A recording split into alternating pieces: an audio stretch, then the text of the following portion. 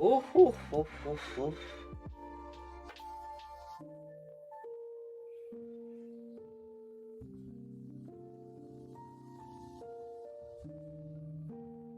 Alright, seems like everything is all good this time.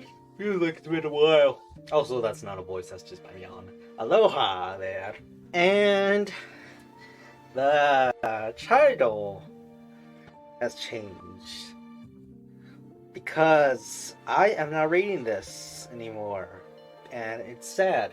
The reason why it has to do with, well, the whole time I've gone on and off already with trying to read the article and the rest of it, especially where I left off, it's stopped loading and stopped mentioning any of it. I already scrolled down here. I'm also on a normal page, so I'm not like pretty much zoomed in.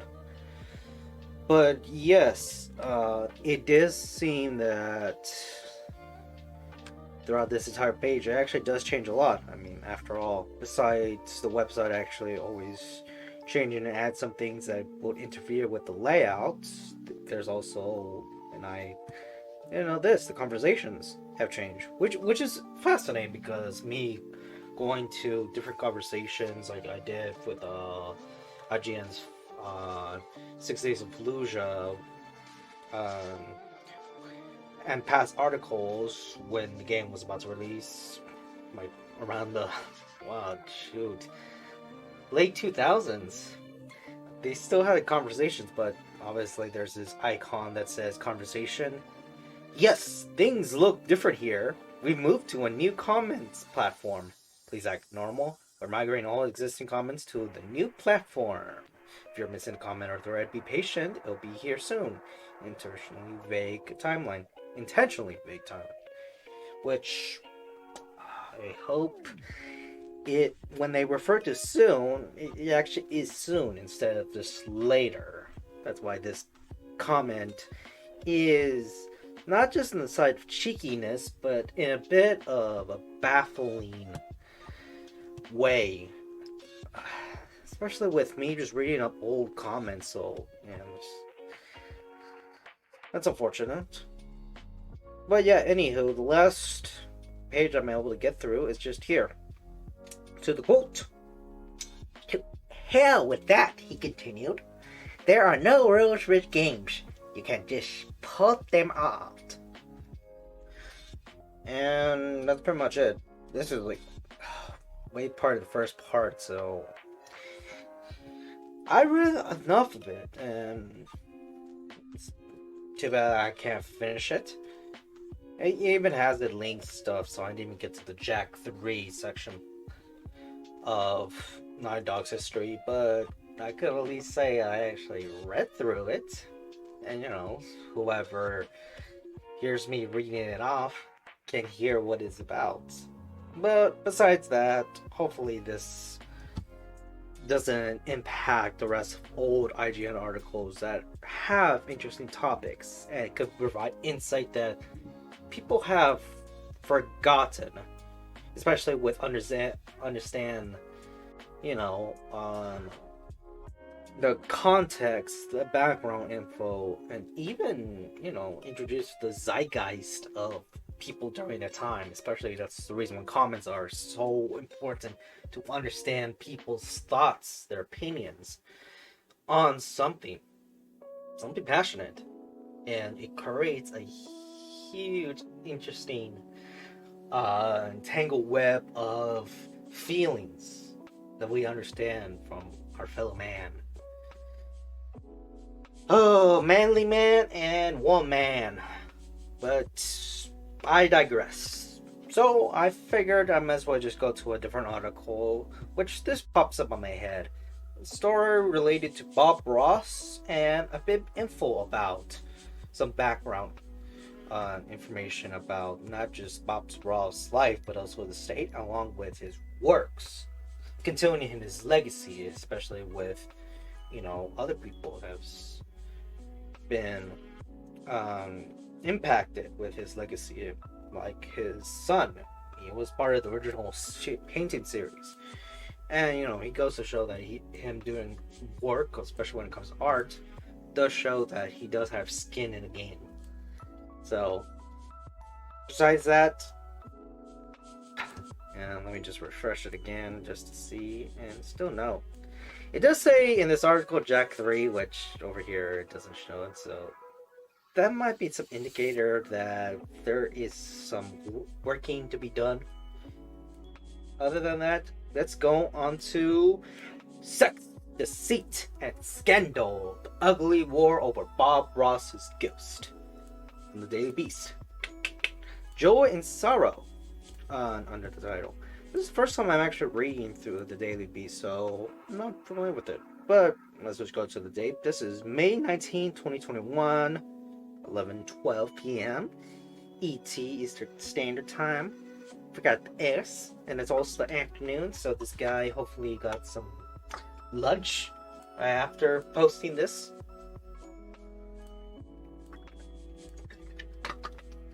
Also, I read wrong updated. Instead of published. This is May 17th at 4:50 a.m. Oh man, I hope you got some sleep, brother. But from Alston Ramsey. Maybe he also updated it? I'm not sure. Because it all depends on articles. Actually, no. Not just articles, but also the companies. Specifically more of the businesses, companies, the news outlets, the organizations, all such that. But it could also be other things. The person working on articles, teams, management. But I digress again to a smile. Oh shoot. Yeah. At least I got it. I hope it doesn't have issues 160. Just want to make sure because I have a feeling when it came to the IGN article, it didn't. But, I'm just processing just in case if it might be my end. Oh well. For decades, Bob Ross has been a soothing presence in a world gone mad, but the real story behind the painter's life, and especially his afterlife, reveals just as much madness. Bob Ross is everywhere these days. Bobblehead, chia pets, waffle makers, underwear, embezzled, keep on saying embezzled, but embalmed with his shining face, even energy drinks. Hack with the joy and positivity of Bob Ross. Whatever merchandising opportunity is out there, Kinch or otherwise, it's a safe bet his brand management company is on it, despite his having shuffled off the mortal coil more than 25 years ago. He's also a smash hit on social media, where he feels more like a Gen Z influencer than a once semi-obscure PBS celebrity who rose to fame in the 1980s on the back of his bouffant hairdo, hypnotic sing-song baritone, and a timeless message about the beauty of the world around us. His official YouTube page has logged close to 500 million viewers. He's been satirized. I was thinking starized. But, he is a big star after all. He's been satirized by the comic book anti-hero Deadpool, the world infamous street artist Banksy, and even Jim Carrey as Joe Biden on Saturday Night Live. Yeah. Deadpool had a promo with him doing a parody of the actual Bob Ross painting show in one of the early seasons, along with pretty much Banksy being the street artist who world infamous just because of what is it?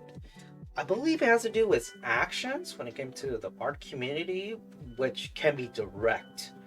That's what makes him infamous. There's also other things, but they will go on the side controversy instead of something that is more factual. And yeah, just Jim Carrey. But another SNL skit not related exactly with Joe Biden, uh, and other related skits with um, that scenario. If there weren't enough, he's hawking Mountain Dew in a new CGI commercial that's right on the edge of the uncanny valley. And Netflix has a full feature-length documentary about him due this summer by the prolific actor-producer Melissa McCarthy. Prolific. This page sure has a lot of colorful words. Maybe that's the beauty of not just the Daily Beast, but also me reading a bunch of other articles just to see a person's vocabulary. And I'll be interested with articlists' other works. Yes, Bob Ross is a beacon of light in an ever-darkening world, an endless stream of soothing bon mots perfectly at home in the meme and merchandise internet era. He was also recently in the federal quote, or to be more precisely, his eponymous company Bob Ross Inc. was now run by the daughter of Bob's original business partners, Anti and Walk Kowalski. Bob Ross Inc. was defending itself against claims that it had made millions of dollars by illegally licensing Bob's image over the last decade, expanding far beyond this company's original core business of selling Bob Ross themed paints and paint supplies. The broad contours of the case revolved around the nonsense of intellectual property law and were nothing new in the world of legal bickering over celebrity estates. The details, on the other hand, residing on the land of the unbelievable, incorporating deathbed marriages, last-minute estate changes, CIA-style tape recordings, and even a real-life former CIA agent. It was all made even more bizarre by the plaintiff who filed suit, Bob's very own son, Steve Ross, a long-standing superstar in the sub-universe Bob Ross fandom who had largely dropped off the face of the earth after his father's death, and was rumored to have met his own demise some years earlier. So referring to him actually being dead, physically dead, as a rumor. But yeah, that's something a little bit concerning. If then people are worried about your presence, if it's so dramatic. Well, I guess with what's going on, does show that there is a lot in afoot. That probably means that I'm into a long article, which, reading out of IGN's, one of the longest IGN articles they had in their history. Which, actually makes me even want to follow the articleist Colin Moriarty and his other works, because I do wonder if they're actually a lot longer. Imagine the second and third longest article in IGN is also with him. Besides that, stranger still, it wasn't the company's first brush with federal and other lawsuits, although under the leadership of the Kowalskis, Bob Ross Inc. was usually on the delivering rather than receiving end of said lawsuits. In fact, I forgot, from all that thundering that's going through, Jesus Christ, the neighborhoods with other people and such, just in case the stream ends or I have to do something, it's weather related. You got to pay attention to the real picture of how you're probably streaming a natural disaster, and most likely you'll have to survive that ordeal. So, besides that, I'll always come back here. That's usually the case. Stranger still, It wasn't the company's first brush with federal and other lawsuits. Yup. In fact, in the months immediately following Bob's death in the summer of 1995, Annette and Walt had launched a series of lawsuits and financial claims against Bob's estate, his widow, his half-brother, and a dermatologist in Indiana who moonlit as the writer-producer of the short-lived PBS children's show about a talking tree in which Bob had plumbously appeared. Bob Ross is a tree just talking. All in all, oh shoot. Yeah, this website is actually pretty sensitive with my mouse scrolling. Okay. All in all, the strategy was designed to gain total control of Bob's afterlife, despite Bob's clear intent otherwise. One of Bob's close friends took to calling the effort Grand Theft Bob. And for 25 years until now, the story has been known only to a handful of people who are often too scared to speak, lest they, too, be the subject of the well-financed lawsuit courtesy of Bob Ross Inc. Besides the thunderstorms, if something else also happens, especially with me reading, expect some other entity related. Or who knows, maybe this article just gets pulled off and modified to the best reasoning, probably from the IGN article, but who knows? The following account is based on primary documents and interviews with more than 30 people who knew Bob's personally and worked alongside him in the hobby art industry, including family members, fellow TV artists, business associates, and competitors. Man.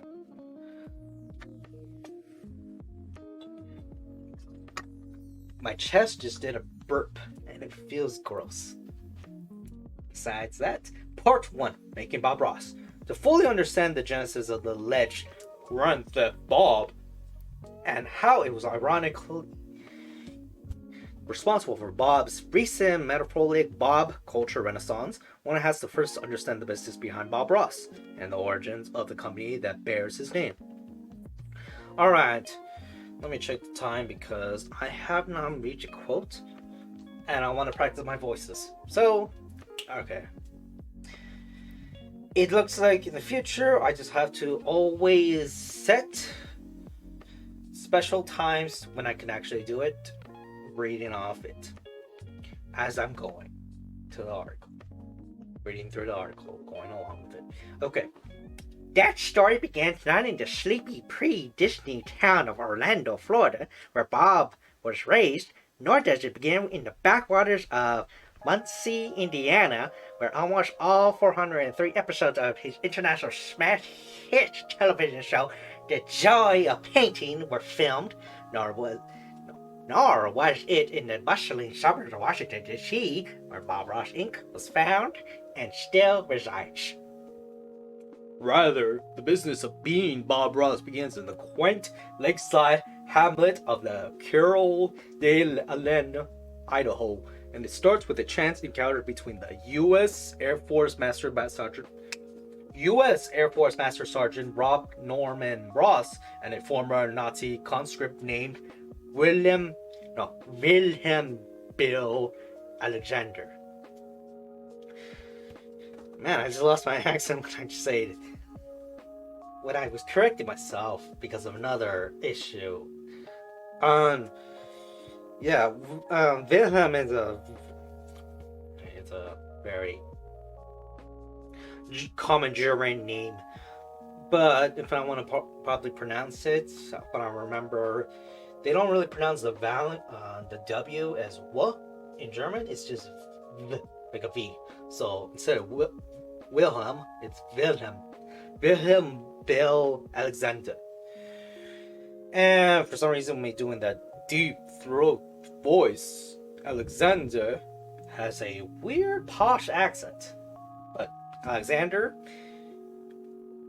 The year was 1978, and after a deployment in Thailand and at the tail end of the Vietnam War, Bob had spent the last several years at Fairchild Air Force Base in Spokane, Washington, just down to the road from Coeur d'Alene.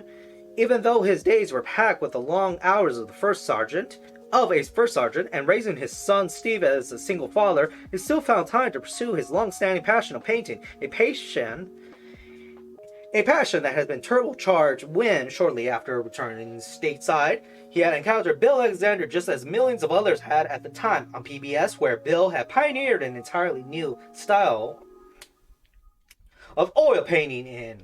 I don't know, my transatlantic accent is, gotta practice more and more, try to get better. Where Bill has pioneered an entirely new style of oil painting in which he could crank out a landscape in less than 30 minutes, the Alexander technique of wet on wet painting. Wet on wet painting. Okay, yeah, that's a bit strong. Wet on wet. Look would have it that Bill was teaching in somewhere less than an hour from Bob's post. That's how he found himself attending his first workshop on the Alexander technique. Not only was it a chance to learn from the master himself, it was also a job opportunity. Bob was a few years shy of retirement from the military, and he knew exactly what he wanted to do next. Apprentice for Bill. Yeah. Come on. Yeah, this thing is annoying. Okay. I can't. Note to self. And also as a reminder, I do say so myself, that's why I'm saying it, or others can say it. Don't always scroll up. Just be here. Get my place. Got focus. Also, retirement. That's actually nice because with him being a single father, at least he gets benefits and payments, especially with learning is another interest, and also paying off to become his apprentice. On paper, the two might have seemed like an odd couple. Bob was a tall, lanky, all-American, red-blooded military man who drove fast cars, loved fast women, drank scotch on the rocks, and smoked salmon greens on Melbourne Reds. And he was laser-focused, detail-oriented, and driven to excel. Salmon greens and Melbourne Reds, so he likes to smoke and eat while drinking scotch, being with fast woman, and a fast car. All that in one succession. I'm imagining right now. It's just, Bill,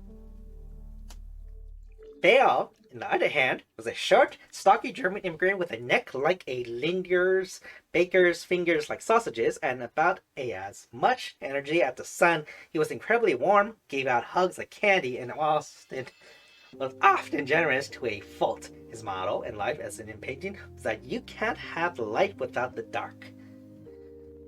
The light after the dark. For some reason, when it comes to my Holocaust survivors, I keep on hearing logs in their own personal accounts reflecting to not knowing something and keep a lifting spirit. Me like thinking over him quoting, "Can't have the light without the dark," but the person doesn't quote that, so I definitely want to know about it. It does show a character that I could base it on some other people who experience a tragic, stressful scenario like the Holocaust, and there are also other things. What I can link in is also other things relating to making the community when it came to many Jewish people in Germany, living in ghettos, the years before the Holocaust happened, because of the war machine in World War II for the Axis powers, relating to also other atrocities that occurred. But yeah, he had already had more than his share of the dark. With this firsthand on the killing fields of Europe, Bill had Bill had had Bill had had. So this is not a typo. I will give the insight that yeah, had is something in English that does have a meaning. After all, the meaning of had, Bill had, so he obtained something. Then had will be a form of also obtaining something more. So it's like two or two rages two thing instead of using another word. Also, yeah, for people get confused, I'm referring to two as TOO instead of TWO. So, Tango Oscar Oscar instead of Tango Whiskey Oscar. Also with whiskey, maybe Bob Ross also like to have two whiskeys. I'm imagining him still doing that driving, eating, smoking things, stuff like that, and then imagining his mentor also doing the same thing. But Bill had no desire to join the military, but the Nazi war machine mandated the service of everyone could fight, including a carefree, wandering artist like he was at the time. He ended up serving on both the Eastern and Western fronts, was wounded in action, eventually found himself in the American POW camp in France. He integrated himself with the American officers the only way he knew how, by painting portraits of them and their family members. Those men later helped him immigrate to Canada, and from where there he made his way to the United States. Huh. Besides me also being wrong with him reading when he said Nazi instead a Wehrmacht soldier. Plus also the context with Nazi Germany is that there was actually conscription. Not just Nazi Germany, but also the German Empire, along with Prussia and some of the German states in the 1800s, and then therefore. I got confused with Nazi and him be part of the Holocaust. That is my bad. But yeah, a former Nazi conscript.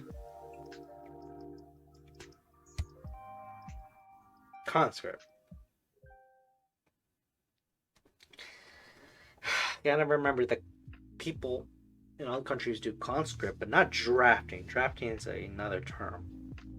Okay, so yeah, I got that wrong because I preferred conscript because he actually was in the Holocaust and such. But yeah, so interesting when I read them in his dark days. But now also thinking about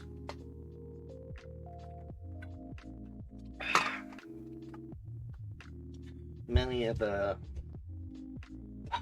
Jewish people who lived in the ghettos and the Holocaust also had a tough time when it came to the Great Depression, also inflation and also the loss and the government's losing side in World War I because, well, it's his insight. Germany, the country of Germany, lands and stuff like that, had the largest majority of Jewish Europeans, specifically Ashkenazi people. People just refer to them as European Jews. And they experience in history to showcase what they struggled to, which